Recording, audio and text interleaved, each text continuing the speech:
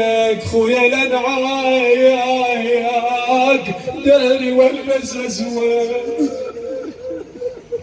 ونوحا يا حجازي الحياة كتني العظم يا حسين لحات خويا يبات القلب يا حسين محزون عليك وتهل دموع العيون ونغد محيرة ومغيرة الليال وشقل اللي عنك ينجدون أقلهم هلي يا أبوي جون. في عصر هذا اليوم عندما استتب لهم الأمر أتوا بالماء للأطفال والعائلة وضعوا الماء. يقول ما تقدم طفل ليشرب رغم العطش. ينظرون إلى زينب ما تفعل. الإمام زين العابدين قال الأطفال لا تشرب حتى تشرب زينب. زينب شلون تشرب الماء؟ جثة الحسين أمامه أبي الفضل، رأس الحسين رفع على الرمح الطويل. هنا يشعب القلب. يقول طفلة من أطفال الحسين أخذت الماء بيدها. عم زينب إن أبي عطشان.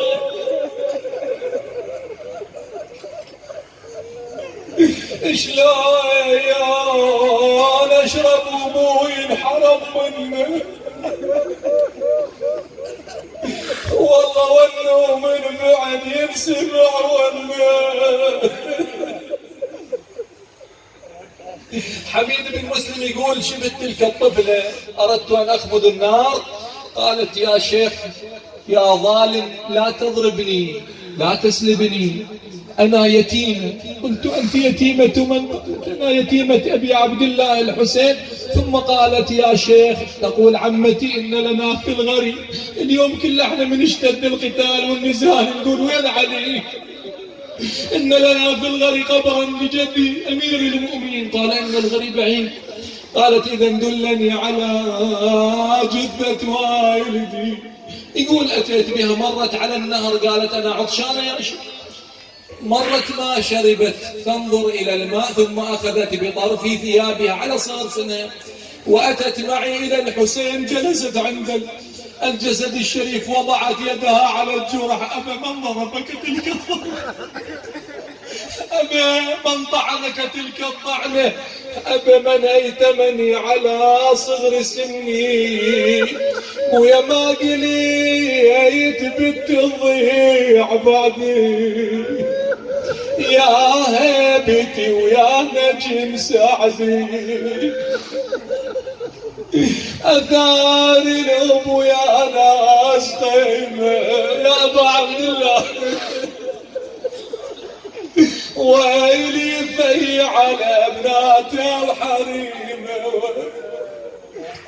أما زينب سلام الله عليها بيت الدعاء كانت تلتفت كل ساعة وتصيح يا أبا الغوث يا علي هذا الليل قد كلكل علينا وأنت حاضر الشدات. ثم تلتجي صوب المشرعة تقول له يا فاي بعد مقعد تحت ظل بيت. والله يا فاي ونار الغبر يحرقت خويا يا خوي. والله يا فاي اللي وعد يا عباس اللي ينطل وعد يا عباس يا فاي وانا حملي وقع فوق الوطيه. خويا تبعتك على ريحه الخوه اشوفك عفتني بدار شلوه بديره غروب ما هي مروه. النوبة تقول له شو تقول له ما تدري الشمر بيا سوى يا خويا صوت علمتون تلوى. عباس تسمع زينب يا الله ربنا نسألك وندعوك ونتوسل إليك بأحب الخلق إليك محمد وآل محمد، فرج عنا يا الله. آمنا في أوطاننا، لا تسلط علينا من لا يرحمنا ولا يخافك وأنت أرحم الراحمين. اللهم انصر من نصر الدين واخذل الكفر والمنافقين، أيد حماة الدين. اللهم شاف المرضى لا سيما من أوصانا بالدعاء، اقض حوائج المحتاجين، سد ديون المديونين، لا تخرجنا من هذه الدنيا إلا وأنت راض عنا يا الله.